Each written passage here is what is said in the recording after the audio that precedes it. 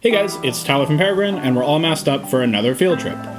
This week we're headed over to the Honeybee Center in Surrey to see how the beeswax and honey that get used as raw materials in the products that you know and love get harvested right from the hive and prepared for us. Let's get going. Hey guys, we're here at the Education Hive here at the Honeybee Center, and we're gonna open this guy up and sort of see what's going on inside, what the bees are up to. So let's crack this guy open and see. So we burned a nice organic material. Burlap is our material of choice. Sometimes we'll throw some leaves or pine cones in there for a nice smell. Cool. Right on. So we've got our smoker lit. We're blowing a little bit of nice cool smoke inside so that the bees aren't agitated by us getting in there. And what it does is it calms the bees down so they're less concerned about us being in there. And also, it blocks the smell or the pheromone that the queen releases, which means the bees are more interested in finding their queen than they are with our little fingers being in. Yeah, interesting. Bees don't hibernate, but they go into a wintering state. Yeah. And that means that the colony drops from about 50 or 60,000 at the height of summer down to a cluster of about 10,000 bees. Okay, interesting. Just enough bees to kind of keep the colony going over winter and keep the queen warm and fed and that sort of thing. Interesting. But coming into spring, their food storages are quite low and they need to be fed. They need to get back at it, yeah. Cool. So, and I know in some species you have like they appear different based on their role in the hive. Like, so like workers look different than the people who are tending to the brood, look different than the guards. Is that also true with bees, or they sort of stick to a basic plan? Yeah, there's a visual difference between the three varieties of bees, or the three types of bees, the drones, the workers, and the queen. Yeah. But there's little difference between the bees that are foraging and the bees that are guarding or whatnot. Well, and it's interesting, I'm not sure if you can see now, but a couple of them have pollen, it looks like, on their bodies. Is that right? By accident, or is that something that they do on purpose? That's something that they do on purpose, of course. So bees, when they forage, they collect two things. Nectar from the hive, which you look inside of these cells down here. Yeah, it's full. That this is full of nectar. So nectar is one thing that they forage on, and the other is pollen, of course. Yeah. And pollen is protein, and the nectar is their carbohydrates and their energy. Interesting. So this colony is doing really well. We've had some great weather in the spring, and so it's building up really nicely. You can see there's lots of bees in here. Yeah, and so what we do typically when we do a hive inspection is we're going in and we want to make sure that we see all cycles of life within the colony. Yeah. We're looking for capped brood, we're looking for eggs, we're looking for larvae. So this is a great frame because you're going to see all kinds of really unique things here. Right up at the top, you're going to see that there's larvae right inside of that colony. Wow, that's cool. So the larvae are never like sealed inside, it's just a little cubby to hold them kind of thing, right? That's correct. So there's larvae in here. So the egg is, the queen places the egg inside. Yep. And then it turns into a larva. And the larva is fed by the nurse bees, if you will. Once that's done, it starts to transform after it's been capped. So this is uncapped brood, and this here is capped brood. So you can see it looks much different than capped honey. Yeah. And so there is a pupa in there that's turning into an adult bee, and eventually that adult bee will emerge from that cell. Interesting. So this is a great frame. So you can see some comb on the very top of that frame. That's the burr comb. Yeah. Sophia was discussing earlier, just how they fill that space. So that's some of the honeycomb that eventually will make it into the rendering tanks and into some honeycomb that you may use in some of your products. There you go, nice. So that's really neat. Yeah, no, that is really neat. Those who dare to brave the bees, make sure they're nice and cool and calm here. And if you're interested, you can gently apply your finger here. Tyler, why don't you go ahead? Put some pressure on, you'll see some fresh honey pop out of there. Oh, wow. Oh, that's a first. So that's fresh honey right outside of the hive, and that's about as hive to your mouth as you could ever get. Yeah, I'd imagine. It smells incredible, even just like right out of there.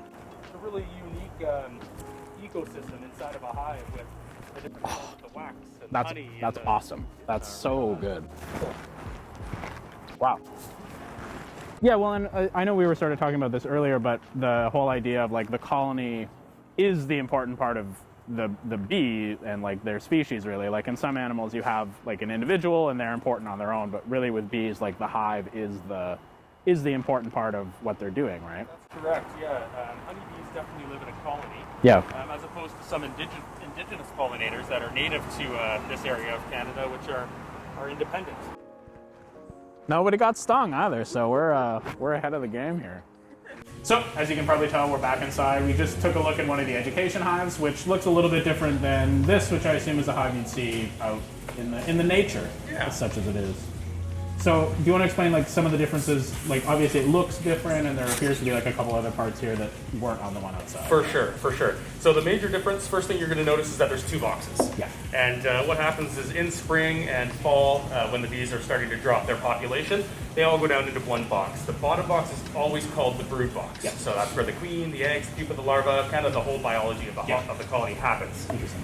When there's a nectar flow, regardless of what the crop may be, if there's nectar available and the bees are foraging on that, they need somewhere to store the honey, or store the honey. And so we put a box on top. And then the bees have more space to go and fill the box on top with just that, with honey. And then, so I remember when we opened that guy up outside, there was obviously bees in it. Of course. I assume that when you guys harvest anything from the hives, there's a way that we're assuring that there's not a box full of bees when you open it up, right? That's a great question, and I'm really glad you asked, because I think that comes down to a certain level of sustainability. And I think that's really important for people to recognize. Totally. So what happens here is when we take the lid off, I'll hand you that guy, and we'll just take this whole box off here. You'll see that this is exactly what it looked like outside. There's just a bunch of frames in here, and so on and so forth. So we use this device right here, and it looks very complex. But what it is just called a queen excluder. Excuse me. So when we put this on the colony, the space of these gaps, it allows the worker bees and the drones to come up and down through the brood box and up into the subsequent honey supers as they wish.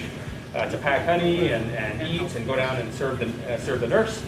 Nurse the queen. So this basically doesn't exist practically for them. They're able to pass freely. Correct. Okay. But there's one bee that can't make it through this, and that's the queen. And so what that means at the end of the season is when we pull the boxes of honey off to extract the honey, the integrity of the colony with the eggs and the pupa and the larva, the entire, all of the stages of that biology of the hive remain here and remain safe. We're never interrupted. So the seed is protected, basically. Correct. Best way to put it. Okay, cool. So there are still bees up top, and when we have a honey super on, and so I'll hand that to you as well.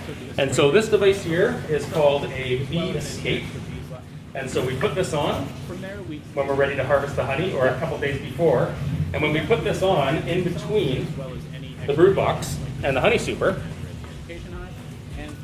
like this, the bees are able to go down at night and be close to the queen. They recognize and smell her pheromones, so that draws them down into the bottom and keep her warm. As soon as they all go down, they can get through that bee escape no problem, but they can't get back up.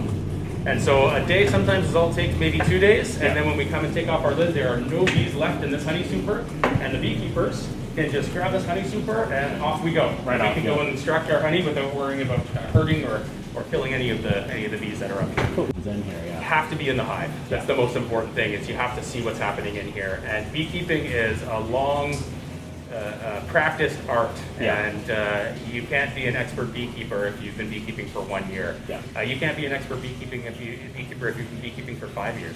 It needs to be something that people do all the time, and quite frankly, some of the longest or people who have been beekeeping for the longest time, there's something new to learn every day. Totally. And that's because every year and the weather and everything that happens in our world creates change and creates different challenges for the bees. Just such a complex system, and it's I think what we've been saying is it's very reactive to what's happening around it, right? Absolutely.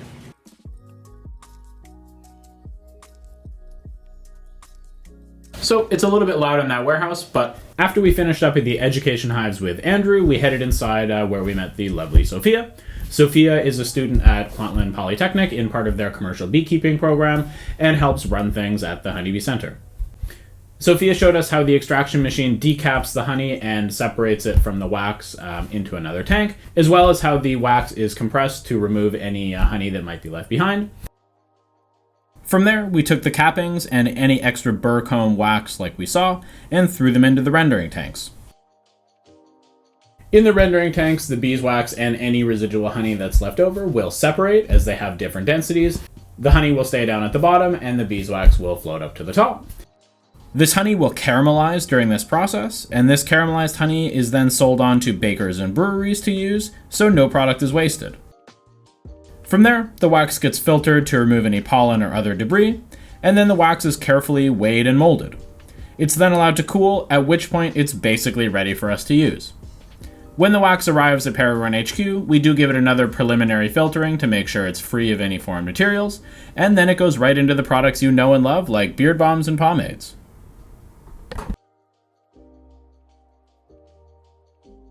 We've obviously seen like there's definitely a lot of cool, like very important stuff going on here. So, but in addition to like just growing and raising bees and providing pollinators, like the actual center itself, what are the other sort of services that it does for like the community and all that sort of stuff? That's a great question for sure. Our business is working in a couple different ways. The first way is pollination. Yeah. So we're responsible for pollinating fruit crops, like we've mentioned, like we've talked about. Yeah. It's very important for our business, and our consumers are able to see the fruits of our labor, or the honey of our labor, of course. And so they're able to purchase wax and candles and apitherapy products such as pollen and propolis. And of course, delicious honey, which is what people mainly come in to get from Honeybee Center. So we've got our pollination side. We have the retail side where we sell our products. And then another really important element to our business is education. Yeah. And this is a family business. And we've been lucky to fall into this really unique opportunity where the three of us, my brother-in-law, my sister-in-law, myself, all kind of do three different things here at Honeybee Center. Yeah. My brother-in-law Lee operates all the pollination. I work here with the store and the production and those types of things. And my sister-in-law Cassie, you need to follow at Honeybee Center Kids, if at all possible. At Honeybee Center Kids? At Honeybee Center Kids, that is it. You can find this incredibly valuable amount of information there. Yeah. Not only about bees, not only about children, but how bees can be beneficial to everybody, every day in our communities. Totally. It's full of really great stuff, so I really encourage you to follow that. But that Cool. leads me into some other element that we do, which is educating the young. And we're hoping that children are the future customers and future environmental advocates, if you will. Totally. And bees play a really integral role in food security and food safety. Yeah. And so we like to inject information in as many places as possible, whether that be in the form of a field trip or a virtual tour, which are available here through Honeybee Center, Cool. or through one of Cassie's community bee garden projects. Yeah. It's a project that we have here in Surrey that injects information and bees throughout the community. And members of the community are able to come and see a presentation and see them get into the bees and learn about how important pollination is Cool. to our food security and our food safety. So that is awesome. Yeah. And with regards to how the general public can help, Yeah, so like in terms of like what methods do you guys find, like is it buying product, is it, what is the way that people can really like put their money where their mouth is and like support the bees and like really make sure that, this really important part of our modern food system is there for, our kids and our grandkids. And, I'm glad you asked, Yeah. and it's such an important question. Bees represent basically one of every 3 bites of food that we consume. yeah, it's insane. Like, Without bees, I mean, there's way less variety of food. no coffee, no chocolate, no spices. Exactly, no, and less of all the food that we Yeah. do have. Yeah. And there's a huge demand for local fruit, for example, and like without pollination, you lose 30 to 40 to 50% Yeah. of that yield. And so you can imagine how that works with cost of food and so on and so forth. Yeah. It's also great to be able to produce those things locally so that we're not, increasing our carbon footprint and having to import food. So Yeah, exactly. shopping and buying local is super, super important. With regards to the bees, don't use pesticides. Yeah. Leave the dandelions in spring right around this time in Yeah. your backyard. It is not a weed, it's a flower, and it is an incredibly important food source for the bees in spring. And if you want to have bees, excellent. Take a local beekeeping class at your local apiary or honeybee center or wherever you may be. Yeah, the guy down a couple of stores down, Exactly. ask him about his bees. And yeah, I tell you, a beekeeper will keep talking to you, and he'll teach you as much as you want to know. So if you want to have bees, great. And Yeah. otherwise, no pesticides. Plant bee-friendly species. Yeah, I've seen bee-friendly plants. I think it's West Coast Seeds now has like lawn covering that is bee friendly. So Exactly. you can cover your whole lawn with Exactly. wildflowers and all that sort of Exactly. So that's a perfect way to support the bees. Or get a mason beehive, which takes very little in the way of maintenance, and your garden will pop, and you're really helping the indigenous bee population. Cool. So guys, I think that's probably about it. We've covered, I think, all the information that we really could, and I hope you guys enjoyed this this field trip. Andrew, it's been awesome to be able to visit here and learn from you and learn from your team. It's like, this has been super fun for us, and I'm sure super fun for the people watching as well. So Right on. really Well, appreciate it. Thank you for coming. You guys are sweet, and it's been a very good time. So There you go. thanks again for coming. At the end there.